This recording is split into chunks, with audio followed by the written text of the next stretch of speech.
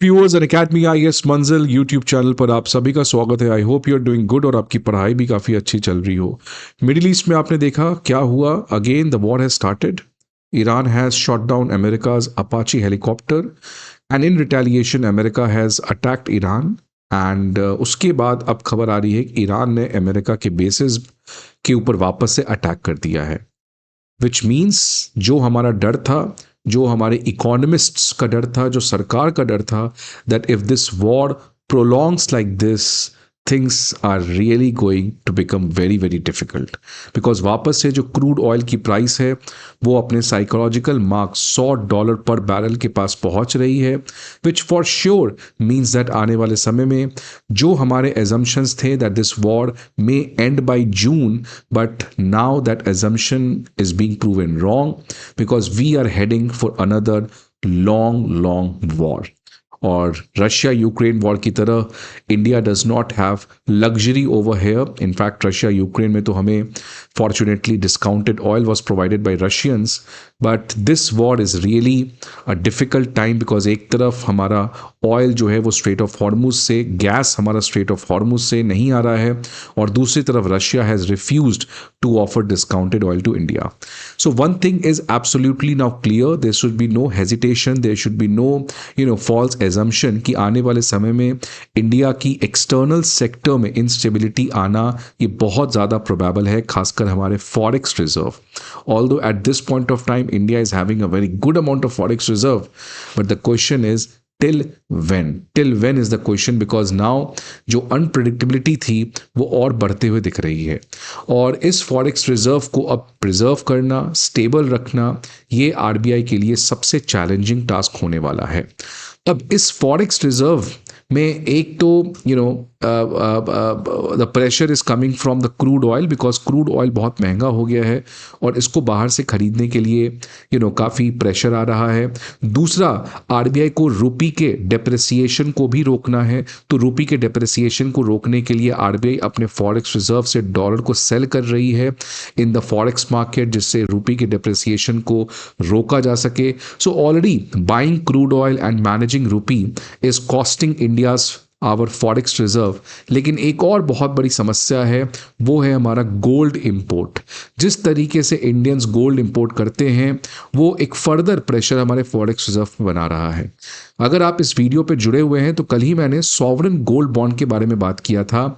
आज मैं एक और गोल्ड से रिलेटेड इनिशिएटिव के बारे में बात करने जा रहा हूं, जिसके ऊपर आज न्यूज़ आ रहा है द एनडीटीवी प्रॉफिट में। तो एनडीटीवी और मिंट में, ये दोनों न्यूज़पेपर में आज इस पर्टिकुलर टॉपिक के ऊपर डिस्कशन है दैट गवर्नमेंट जो है वो जो इंडिया के अंदर हाउस होल्ड्स अपने गोल्ड को रखते हैं उन गोल्ड को किसी तरीके से मोनेटाइज करने का प्लान कर रही है, विच सिंपली मीन्स कि जो इस समय ऑलरेडी सोना इंडिया में घरों में स्टोर किया गया है उन स्टोर्ड गोल्ड को कैसे हम फॉर्मल इकोनॉमी में ला सके, जिसकी वजह से हमें बाहर से गोल्ड को इंपोर्ट ना करना पड़े। This is what they are planning to. Because अगर आप देखेंगे इस समय डेटा कि इंडिया जो है जो हर साल लगभग 700 टन्स ऑफ गोल्ड हम बाहर से मंगाते हैं, and at this point of time as per a data Indian households के पास ऑलरेडी 25,000 टन सोना है।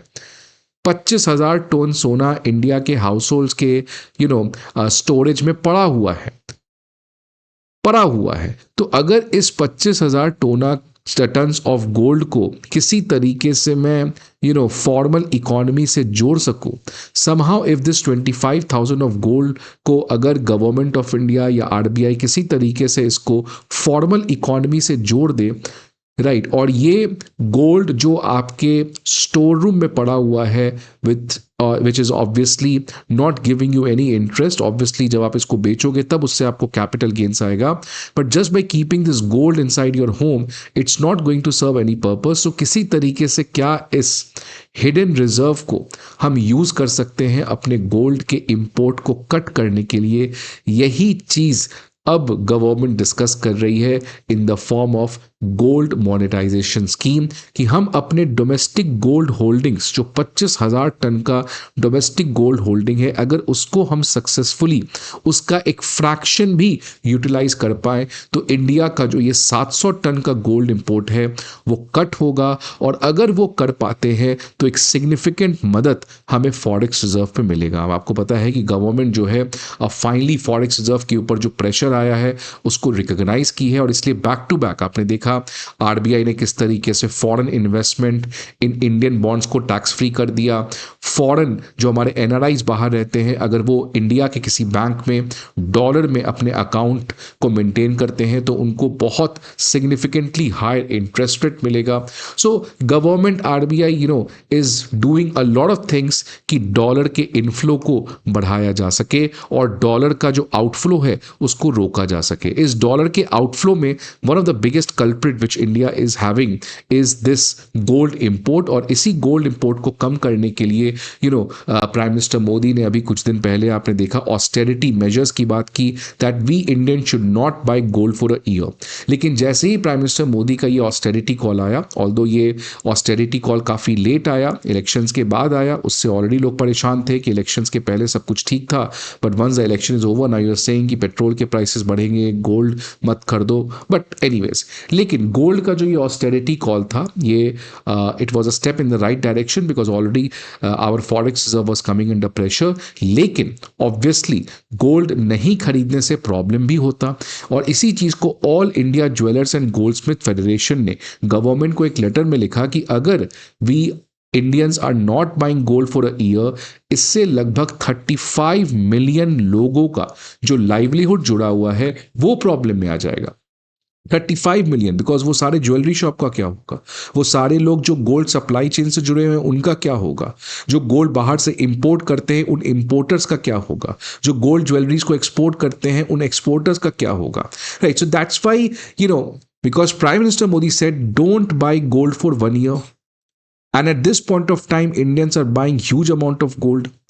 तो अब इसके बाद सवाल आया कि क्या कोई मिडिल पाथ निकाला जा सकता है, मिडिल पाथ।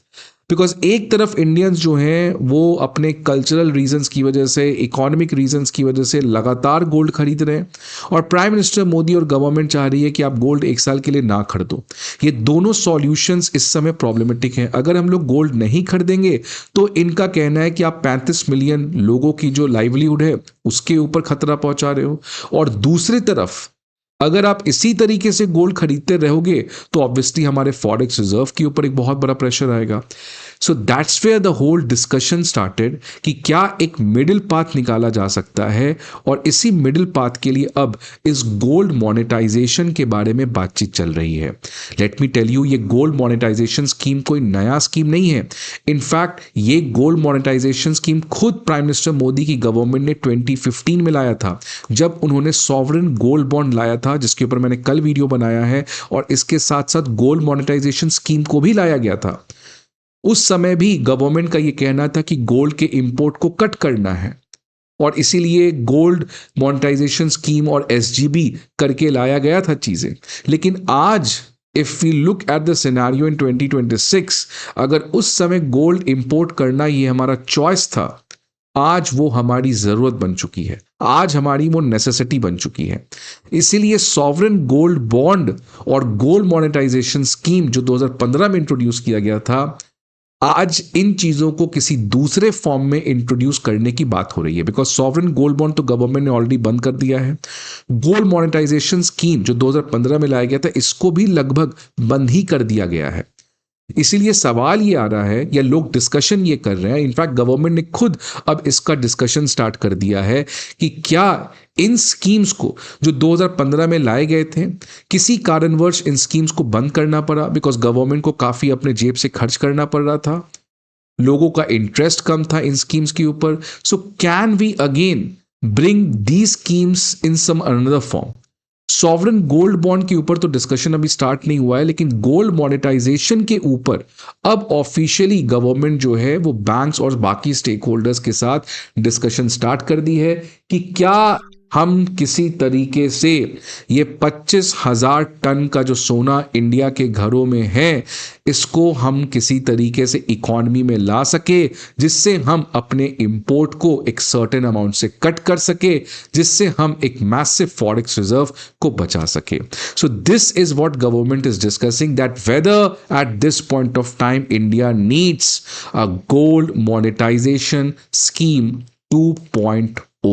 सो इसलिए आज इस सेशन में friends I am going to discuss with all of you gold monetization scheme के बारे में, और इसके रिलेटेड जो यूपीएससी में आपके प्रीलिम्स में क्वेश्चन आ सकते हैं, इसके ऊपर भी मैं आज इस सेशन में बात करूंगा.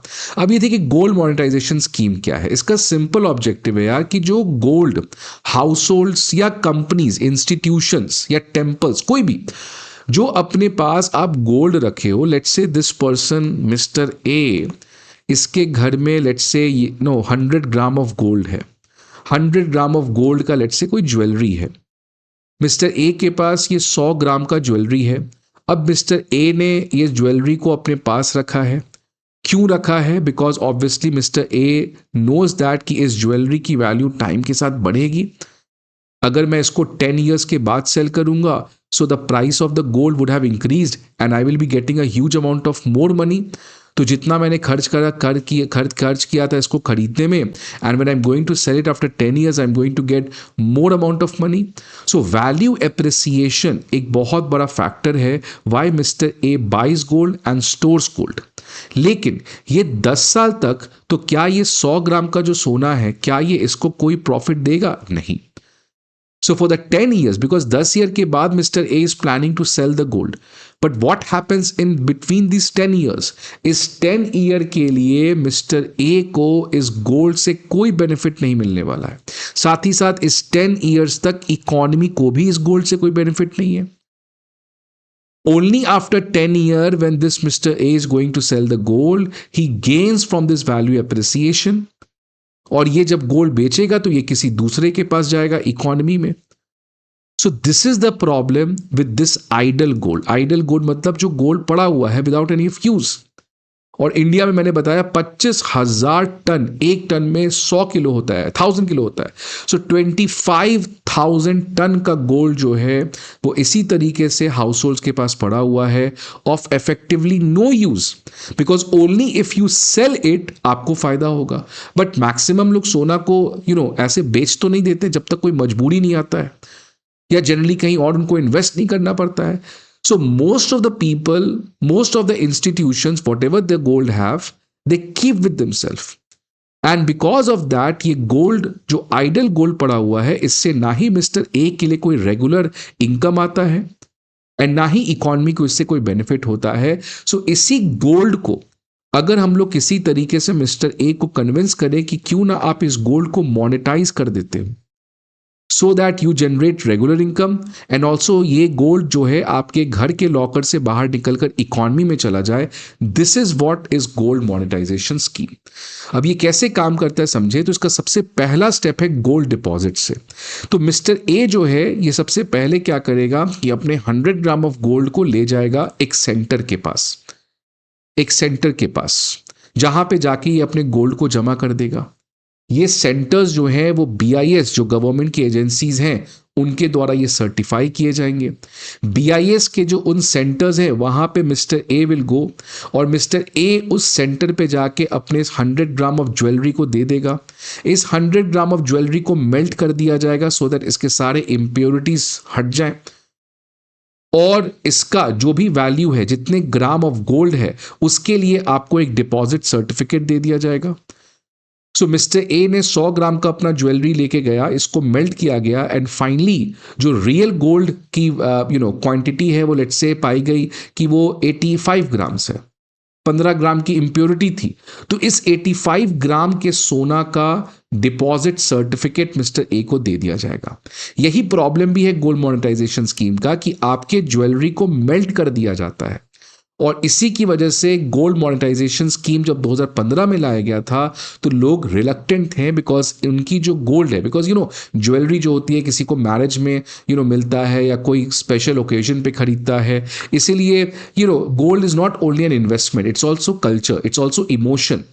तो इसलिए गोल्ड मोनेटाइजेशन स्कीम में एक प्रॉब्लम था कि अगर आप गोल्ड देते हो, इन सेंटर्स पे जाके अपने गोल्ड को जमा करते हो, तो इस गोल्ड को मेल्ट कर दिया जाता है इन द फॉर्म्स ऑफ बार। तो ज्वेलरी का वो शेप खत्म हो जाता है और वो जो प्योर गोल्ड है, इंप्योरिटी को हटा के उसके कॉरस्पॉन्डिंगली आपको डिपॉजिट सर्टिफिकेट दे दिया जाता है। और जब तक आप गोल्ड को जमा रखोगे तो आपको बैंक के द्वारा क्या मिलेगा, एक इंटरेस्ट मिलेगा।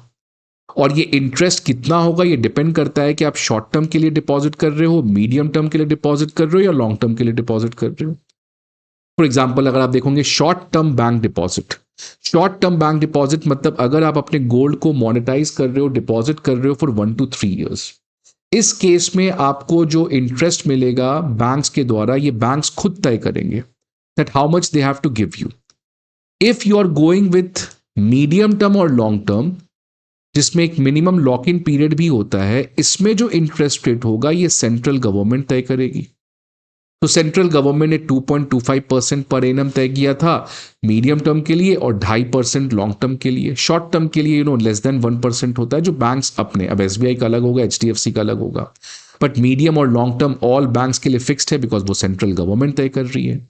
लेकिन लास्ट ईयर 2025 में जब गवर्नमेंट ने सॉवरेन गोल्ड बॉन्ड को बंद कर दिया, उसी साल 2025 में गवर्नमेंट, सेंट्रल गवर्नमेंट ने इन दोनों को भी बंद कर दिया because medium term government deposit और लॉन्ग टर्म गवर्नमेंट डिपॉजिट का इंटरेस्ट रेट तय कर रही थी सेंट्रल गवर्नमेंट, और इसका इंटरेस्ट पेमेंट भी सेंट्रल गवर्नमेंट अपने ही जेब से कर रही थी। शॉर्ट टर्म बैंक डिपॉजिट में इंटरेस्ट डिसाइड कर रहा था बैंक्स, और जो इंटरेस्ट का पेमेंट था वो बैंक्स अपने पॉकेट से कर रहा था। बिकॉज 2025 में गोल्ड के प्राइसेस सिग्निफिकेंटली बढ़े, सरकार के लिए काफी महंगा पड़ रहा था, और इसीलिए सरकार ने सॉवरेन गोल्ड बॉन्ड को भी बंद कर दिया और सेंट्रल गवर्नमेंट ने इन दोनों को भी बंद कर दिया। इसीलिए अगर आज आपको अपने इस आइडल गोल्ड को, अपने ओल्ड गोल्ड को जो आप अपने घर पे रखे हो, अगर आप इसको मोनेटाइज करना चाहते हो, अगर आप इसको डिपॉजिट करके इंटरेस्ट अर्न करना चाहते हो, तो आप केवल short term bank deposit criteria को यूज कर सकते हो, और उसमें भी बैंक्स के ऊपर है कि वो आपके गोल्ड को रखना चाहते हैं कि नहीं रखना चाहते हैं। तो ये जो गोल्ड मोनेटाइजेशन स्कीम लाया गया था 2015 में, आज वो केवल शॉर्ट टर्म बैंक डिपॉजिट के वेरिएंट में काम करता है, और बैंक्स का ये डिस्क्रिशनरी पावर है whether they will allow you to deposit your gold with them so that they can give you interest rate। तो सेंट्रल गवर्नमेंट का जो दो चीज था वो अब बंद कर दिया गया है। एक सवाल आता है कि भाई आपने बैंक को गोल्ड तो दे दिया, मिस्टर ए ने अपने 100 ग्राम गोल्ड सेंटर पे ले गया, सेंटर ने इसके गोल्ड को मेल्ट कर दिया, मेल्ट करके इसके गोल्ड की जो total real quantity I without any impurity that is 85 ग्राम, इसको डिपॉजिट सर्टिफिकेट मिल गया। अब बैंक्स जो हैं वो मिस्टर ए को रेगुलर बेसिस पे इंटरेस्ट इनकम देंगे, बट द क्वेश्चन इज कि बैंक्स इस गोल्ड का करेंगे क्या। अब ये जो 85 ग्राम का गोल्ड है उस बैंक के पास, अब वो बैंक वो गोल्ड को करेगा क्या। तो बैंक क्या करेगा, उस गोल्ड को किनको दे देगा, ज्वेलरी शॉप्स को, ट्रेडर्स को, जो रॉ गोल्ड को खरीदते बेचते हैं। सो बैंक्स ये गोल्ड जो है, ये गोल्ड किसको दे देगा, आपको ट्रेडर्स को दे देगा। और ट्रेडर्स क्या करेंगे, वो जो गोल्ड उन्होंने लिया बैंक से, उस गोल्ड से वो नया ज्वेलरी बनाएंगे और किसी और को सेल कर देंगे ये नया ज्वेलरी। सो मिस्टर ए का 85 ग्राम सोना बैंक को गया, बैंक ने इसको दे दिया लेट्स से तनिष्क को, जो एक ज्वेलरी शॉप है। तनिष्क ने इस 85 ग्राम गोल्ड से ज्वेलरी बनाया और ज्वेलरी मिस्टर बी को सेल कर दिया, राइट।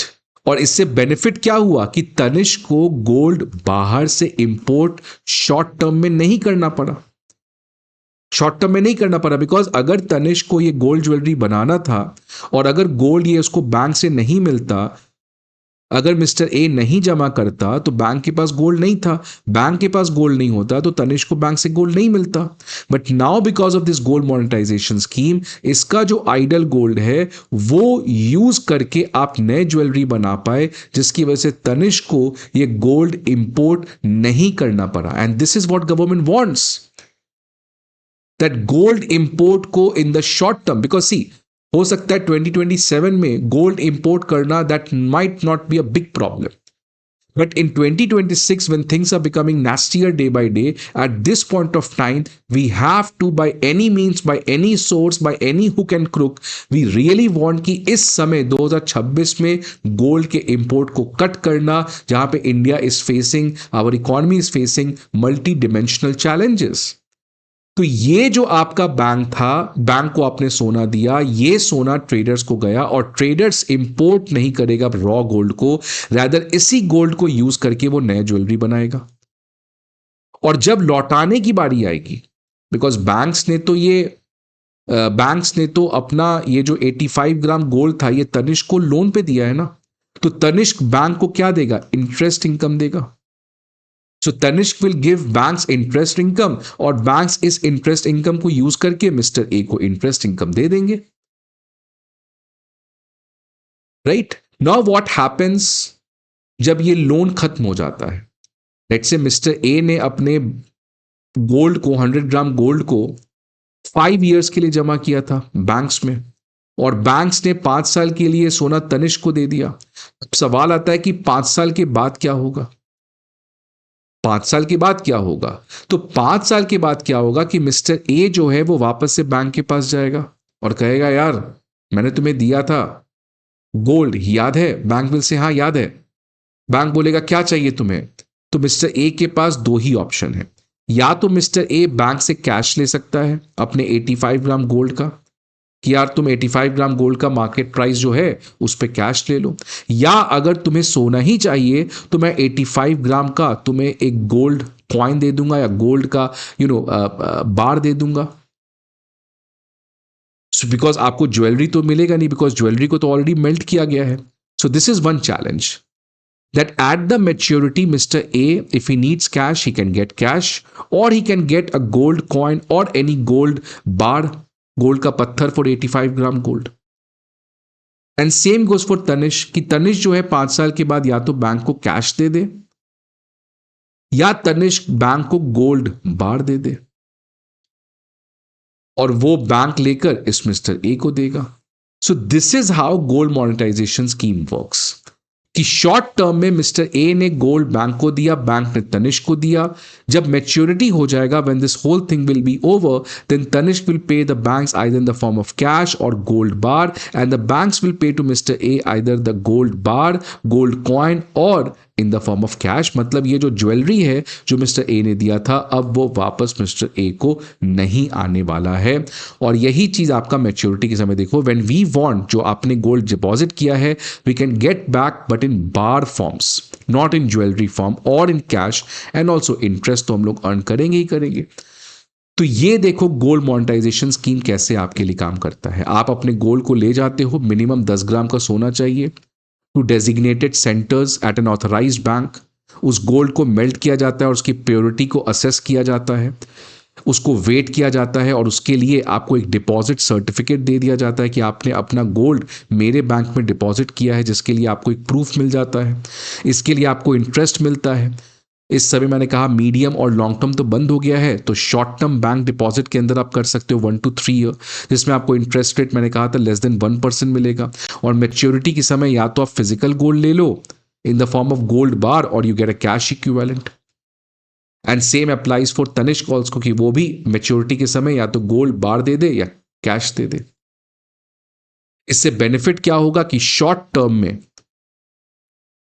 टर्म में हमेशा के लिए नहीं, बिकॉज ऑब्वियसली गोल्ड तो इंपोर्ट करना ही पड़ेगा ना. लेट्स से 5 साल के बाद बैंक ने तनिष्क को कहा कि नहीं तुम मुझे गोल्ड दो, तो तनिष्क ने वो पुराने गोल्ड को तो यूज करके ज्वेलरी बना दिया था ना. अब अगर तनिष्क को बैंक को गोल्ड देना है तो तनिष्क गोल्ड खरीदेगा और बैंक को दे देगा. सो दैट्स वाई ये गोल्ड मॉनेटाइजेशन स्कीम जो है ये आपका शॉर्ट टर्म में, इन द मीडियम टर्म वो गोल्ड के इंपोर्ट को कम कर देता है. क्योंकि शॉर्ट टर्म में तनिष्क जो है it's not going to buy gold from outside, rather it is going to use this gold which mister A has deposited. Obviously 5 साल के बाद चीजें अलग हो जाएंगी, बट मैं बात कर रहा हूं गोल्ड मॉनेटाइजेशन स्कीम से कैसे इस समय 2026 2027 जहां पे इकोनॉमी में चैलेंजेस आ सकते हैं, इन 2 साल में इस स्कीम से हमें काफी बड़ा फायदा मिल सकता है. और इंडिविजुअल के लिए भी बेनिफिट है कि भाई आप अपने गोल्ड को रखे जो कोई आपको बेनिफिट नहीं दे रहा था, अब आपको एक रेगुलर इनकम मिलेगा।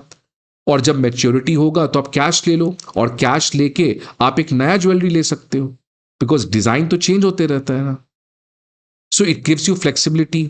कैश से आप कोई और इन्वेस्टमेंट कर सकते हो, right. So this is basically a scheme जहां पे ये 25,000 टन का जो इंडियन हाउस होल्ड के पास सोना है, आइडल पड़ा है, इसको किसी ना किसी तरीके से कैसे भी यूज किया जाए। लेकिन इसका सक्सेस उतना नहीं था। अगर मैं बात करूं तो केवल 39 टन का ही गोल्ड डिपॉजिट बैंक्स के पास आया था।